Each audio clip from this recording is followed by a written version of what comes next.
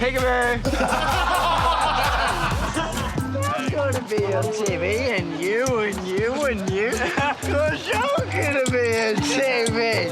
You're gonna be on TV. We've got a job for you. A job? A job. So this afternoon we're going to stitch up Harrison. We've told him that at this time of year we get a head count of how many people are on the beach. Once a year we're going to count all the people on the beach with this. We're going to give him a clicker, like a counter, and we're going to drop him up south and watch him walk back, counting people. So I count the people on the pond as well? You know what I do? I concentrate on the beach, right? Yeah. Unless they enter. He's a pretty easy catch. I kind of feel bad in a way. He's just a little bit gullible, but being the new kid on the block, he's sort of bending over backwards to sort of impress the team leaders. So he was a pretty easy get.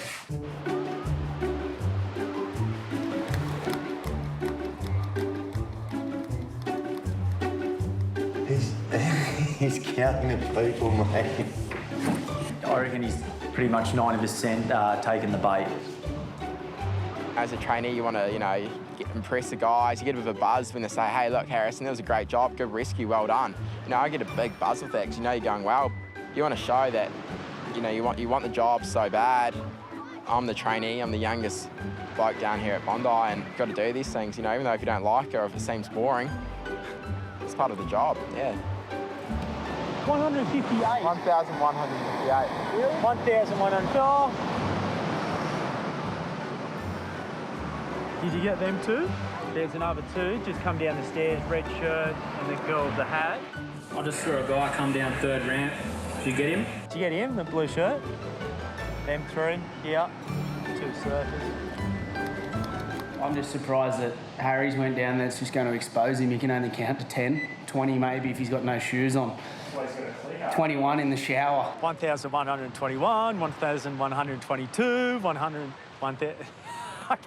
The thing with it is, firstly, for us, I look at it as a lifeguard service. The more people we can put more lifeguards on, So we've got to get these stats. It's got to be part of our yearly thing that we do. Did you get that, lady? Got it now. Hissssy to... I've got a number on the beach of 1,662. No way, you've got any more than that. Yeah, copy it, I'll give it another go and let's see what happens. But it's 1662, so if someone wants to write that down and I'll start again. Harrison is just such a lovely young bloke. He's so keen to impress. I said to him the other night, Harrison, would you like to stay back to 9:30? And he said, I'd love to. Just wondering, what's your formula? Just for how to deal with people who are leaving and extra people coming after you've swept that area of the beach. And I'm just giving him a best shot, I guess. He's clicked 1,600 times, supposedly. He hasn't clicked onto the joke. Boom, boom. You're very good. Now, what was the final number, mate?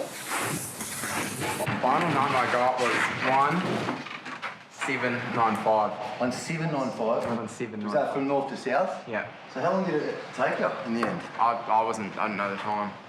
And have you ever seen any other lifeguard do this? No. Have you ever heard of it happening? Never? Never heard of it happening. It's never happened before, mate. I got pranked good. You're the first. I forgot to put sunscreen on because I thought the job was that important. So I've got no sunscreen. I'm burning walking up there. Welcome to Bondi, baby. I clicked the dog, sir. Click the dog. Did you ever know? Never knew. I just thought, trainees, the trainees' job. You look like Dundee with a buffalo in there, man. Quick. I know, I was quite excited to share my results. I thought, they're quite similar, and I thought, hey, I've done a good job. And I've just been burnt. Just days before Christmas, and Maxi has a surprise for his 19-year-old cousin, Ryan. All the trainees get pranked some way or the other. I think Ryan this year has definitely been a highlight. Maxi's told new trainee Ryan the two of them are going to feature in a lifeguard calendar. A friend of Maxi's is pretending to be the photographer. Try and get him to ham it up a bit. Trying to hand him up a bit, get him out of his comfort zone. Yeah, for sure. He's a pretty quiet guy, so it'll be a bit of fun. Just as this is no ordinary photographer, these won't be ordinary photos. Put your hand up. Oh, yeah, there we go. Ryan, put your hands over your head like you're sort of, like as if you had your shirt off. Okay, big smile now. Okay, that's good. Ryan's goal is to impress his colleagues, especially his cousin Maxi. Swim, head up, head up. Are you serious? Breaststroke. Of course, what's a prank without throwing in a bit of public humiliation? We're going to use some props. Just holding it up in front of your face and then going peekaboo. I actually thought Ryan was a bit sharper than that. I thought he would have seen it coming, but he just hook, line and sinker. Just got him and reeled him in. It was brutal. When you're ready. Peekaboo! Peekaboo! At the end of the day, there's not much you can really do. He's just been got up curler.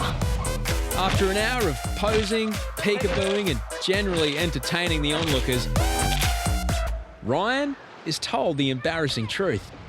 How would you feel if I told you that I'm not a photographer? It's all a gag. You've been done. I had my suspicions a little bit at the start, and then, you know, I thought, you know what, let's just go with it. Let's have some fun. Ryan's not off the hook just yet. Maxi has a gift for his cousin. So Ryan, you didn't think I'd come through with the goods? No, I didn't. I thought that just that'd be it, but it looks like you've got me a present here. So you ready to have a look at it? Yeah, 100%. Let's do it. When they brought the calendar down for Ryan, it was sort of like the prank continued. And then actually watching him open the calendar, we were just in hysterics on the floor. It was hilarious. Why? That's actually nice, I think. That's all right. My favourite picture was Mr. March.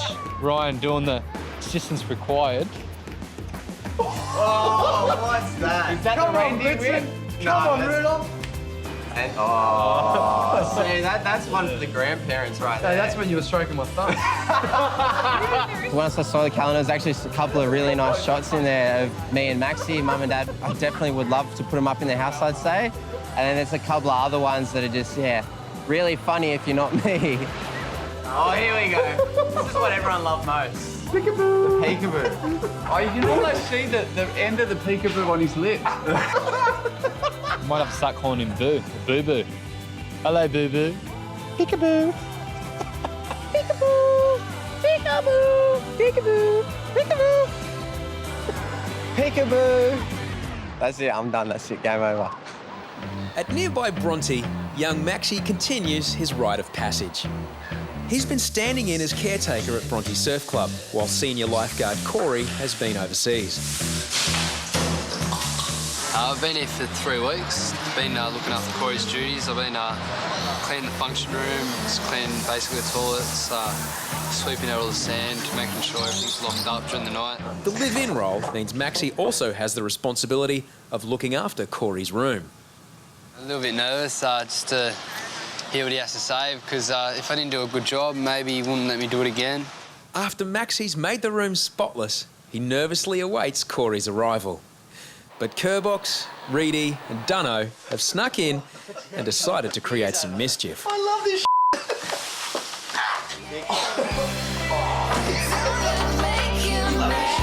Just tip it up. Maxi's left a little note here for Corey. I think we're going to have to change it a little bit. It says, "Hey, Cors, mate, thanks so much for giving me the chance to live here. I had lots of fun, a few challenges living by myself. I hope the room is schmick."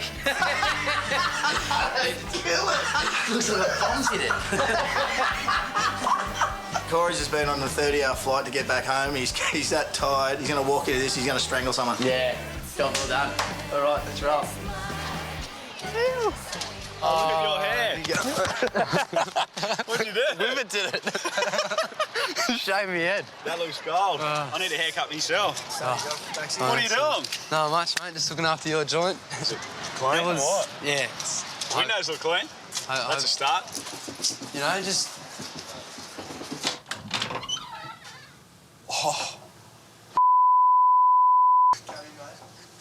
What's this? What's all this? I was outside the whole time. I swear to God, this place is spotless. 100% spotless a second ago. I just cleaned the whole joint. I swear to God, the whole joint was... Look, mate. That's the boys playing another joke on me. Another joke. Mate. Use it. You might do this. It is. I won't be touching that. Maybe you need it. It's got nothing to do with me. It took me hours to set the bed too. No, seriously, the first time I ever made a bed. I've never made a bed before. Oh, like Mum used to help me.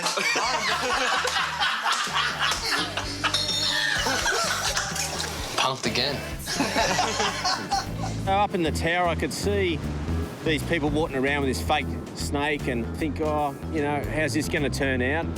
3 visitors from Bangladesh are in Australia to make videos for their YouTube channel. Our prank is epic snake prank. We're just throwing the snake over the people and screaming like snake, snake. In their home country, these pranksters have enjoyed huge success with their epic snake prank.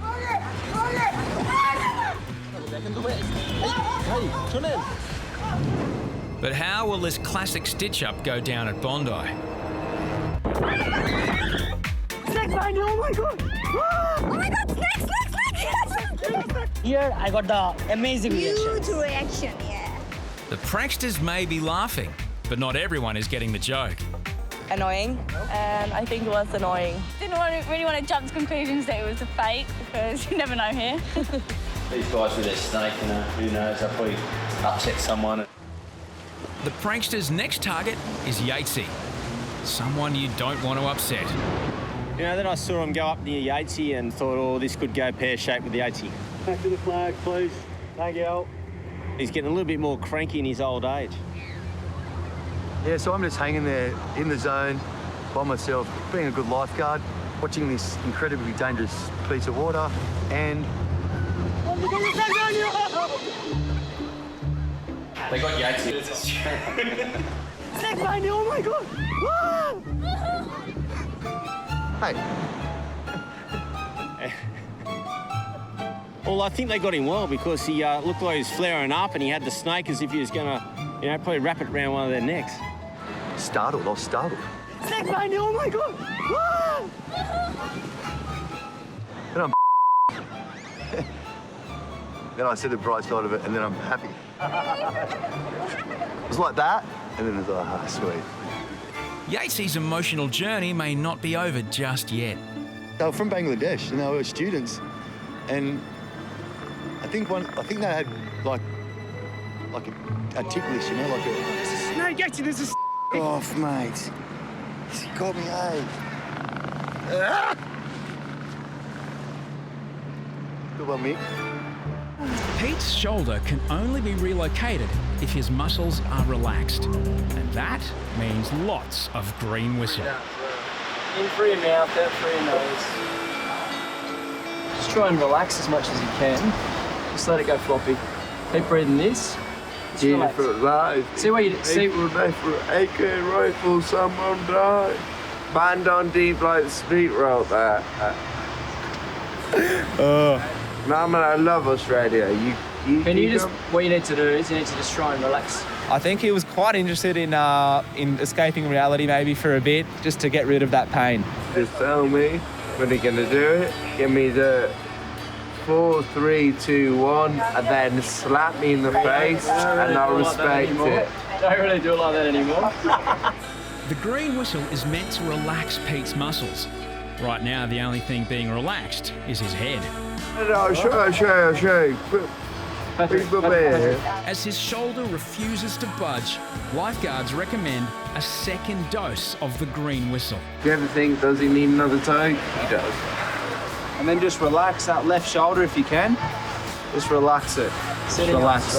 Hold it in. Deep breaths. And just worry about your posture and your... Relax. Relax.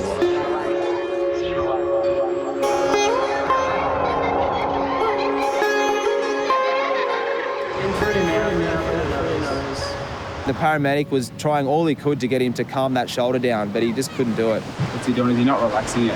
He's pretty tight. Yeah, in right. his arms. Yeah. Even after 2 doses of the legendary green whistle, Pete's shoulder won't budge.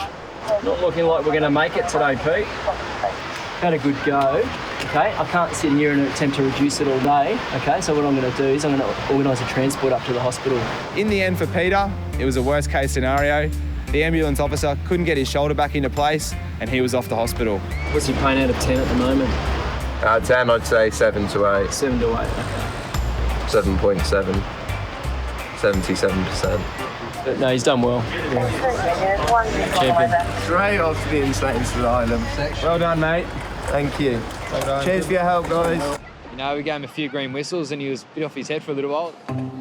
You alright? This is good. This stuff is sick. This is ridiculous. Tell the ambulance people to take their time. Just tell them to take their time. This is fine for now.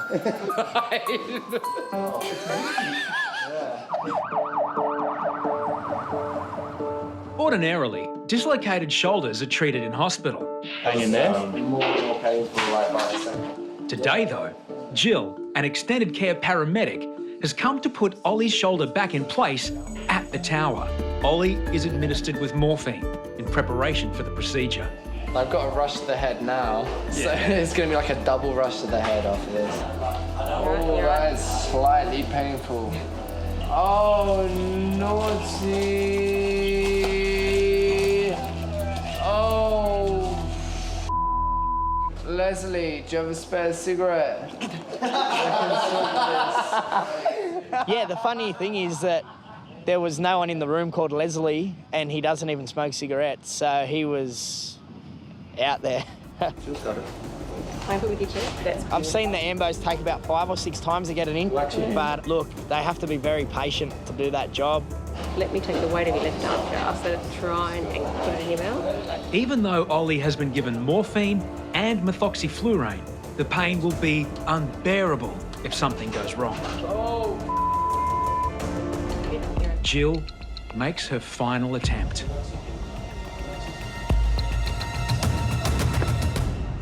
You could see in his face that it went back in and that he was out of pain. As the painkillers wear off, Ollie learns about some of his strange mutterings whilst under the influence of the green whistle. He was a bit shocked when we asked him, you know, who was Leslie and why did he want a cigarette? Wait, what? I said this? Leslie, do you have a spare cigarette? I was meant to meet someone today called Leslie, but I don't even smoke. So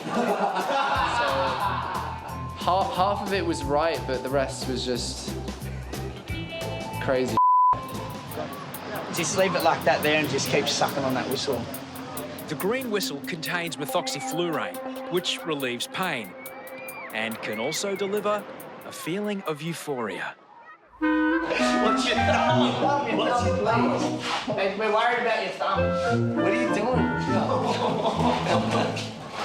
What's your thumb? She sat next to me and kind of put her leg up on my leg and made herself comfortable, which I didn't mind.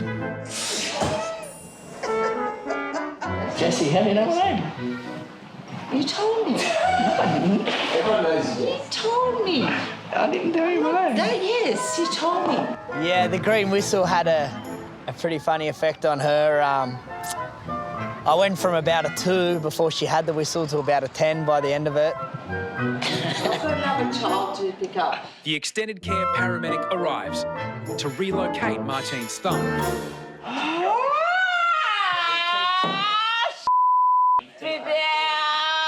Keep sucking on the whistle. Keep on the whistle. Nothing happened. Unfortunately, it didn't go back in, so she had to go to hospital. The car ride would have been funny for the ambo driver, I tell you that. You know what? She was a character.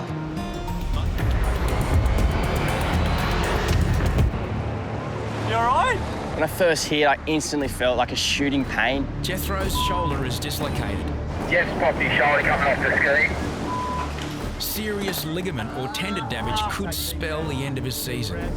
Pain out of 10 was 10 for sure. Once you look down and you see that like your shoulder's sticking out here and it's all mangled, it definitely gets worse. Whistle me up, baby. Come on, get the whistle. Lifeguards normally administer pain-killing gas to injured beachgoers. Get the finger over it, mate. Today, it's Jethro that will get a taste of the green whistle. Can't feel a thing. Nah, good. Keep sucking. The green whistle seems to affect everyone in such a diverse way, and Jethro not being too big of a guy, it affected him quite quickly. Pop the locker and take me to Charlestown. Cabin crew prepare the doors for landing. He might have been even flying a 747 at one stage. This is your captain speaking. You would be the most gorgeous flight attendant too. Should have been a flight attendant. Keep sucking up. Paramedics have been called. Until then, lifeguards manage Jethro's pain. This is whistle number 2. After the second whistle, I have no recollection of what I said. I know I could have said anything. Paramedic eel. Paramedic eel.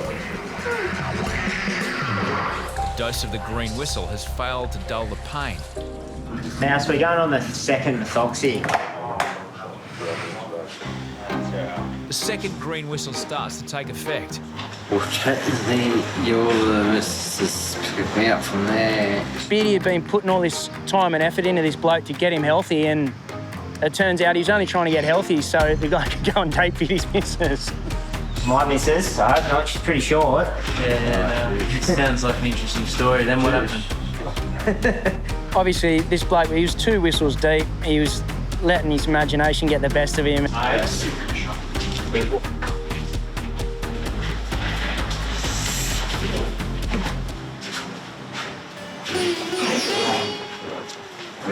Ready after?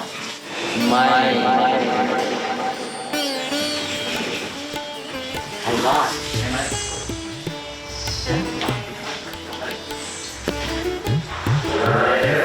Feel? A little bit. I reckon. Oh, no. You're right. Just relax for a second. Relax. Okay. Right. You got Phil? Hey, Phil. You're up with morphine? Yeah? Straighten your arm for me, mate. Alright. Has that helped at all? It was about 9, it's about an 8.5. Okay, so we're going in the right direction. When the paramedics eventually arrived, it only took a quick assessment of the guy and they realised that he needed further medical help. We'd looked after this bloke as much as we could, and he just needed to get to hospital and be seen by a surgeon. Extra dry for you, normal to me. Ryan. Cheers. Thanks, boys. You got your phone, Phil? In your pocket, all good. Mate, if this bloke legitimately had a crack at Beardy's missus, I think Beardy'd be single pretty quick. That's where he's had the green whistle before, previous injuries, and I think he wanted it pretty quick. Danny is given analgesic gas to soothe the pain until paramedics arrive. Oh, geez, that eases the pain, doesn't it? Yeah. You get a bit lightheaded, just stop it, and some really big, deep breaths. I just hope I get a good surgeon that he knows what he's doing to Yeah, you know what? put it back in. He was definitely a unique character, and he had plenty to say. I forget your name already. Yeah, Daniel. But everyone Danny. Yeah, everyone calls me Beardy, but Beardy. Beardy, yeah. Yeah, Beardy. Yeah, I'm Gatey. Yeah, Gatey. I think he was kind of enjoying himself in the end. It was making us laugh anyway. Geez, I like the freebie I'm getting. What a freebie. It's costing me nothing. Yeah. You take it for granted the premier beach in the world. Yeah. Hey? Yeah. This is what it's about. You got the best view of it right here. Best beach in the world, mate. Australia, the best country in the world. God bless Australia. Advance Australia Square. As paramedics arrive, the green whistle has Danny loving life and flying high. Hey, brother, how are you? This is my name's Lucky. All right, that's my Lucky. Lucky? Yeah. Jeez, it's my lucky day. Stefan's on a working holiday from Canada. He dislocated his shoulder learning to surf. How old are you? 22. 22. Yeah. You allergic to anything? No. Ambulance, please. Dislocated shoulders are excruciatingly painful. Maxi prepares the green whistle to take the edge off Stefan's pain. Suck on it. Okay. Gets better, but it gets better. Gets better. It's very strong.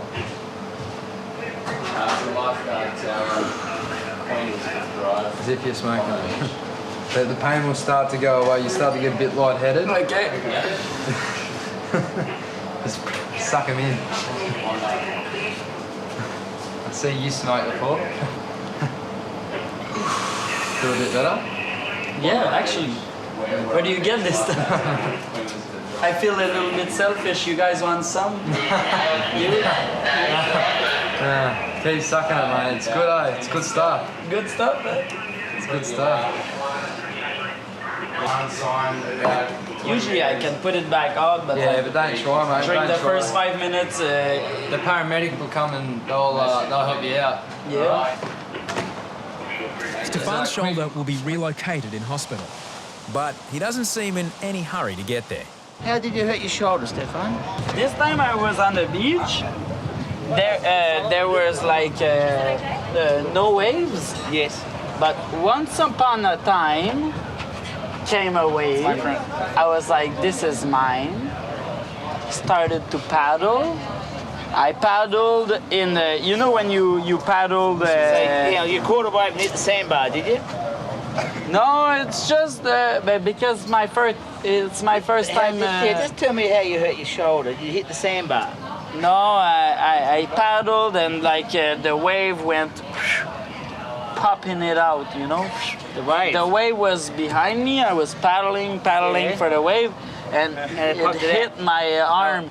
And this arm has been dislocated for 9 times. 9 times and it's happened again. Have you got thongs? You want to come jump up and we'll take you up to the ambulance?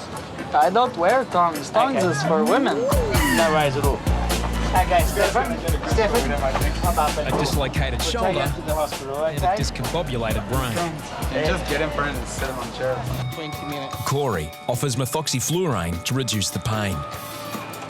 Just to breathe normally, like an asthma puffer. Yeah. Keep your finger on that. Oh, that's our You'll car get there. So a bigger dose on it.